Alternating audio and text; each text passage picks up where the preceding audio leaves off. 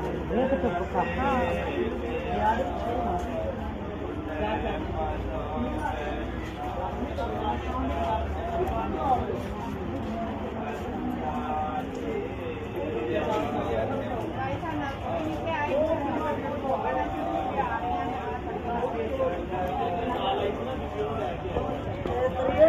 चार बार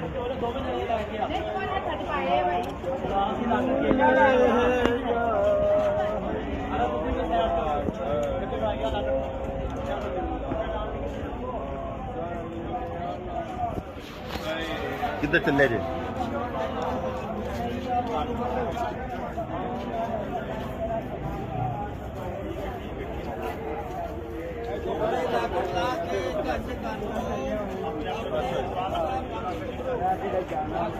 अपने मरीज साहब बाजू पकड़ो जी दोनों लेती हूँ आ जाओ ना। चलो चलो चलो चलो सीधे जाना सीधे लाल के जरूर लाल आओ जी लाल लाल गाल जो है उसमें थकने नहीं चाहिए चलो चलो चलो पूरे जाओ अपने साथ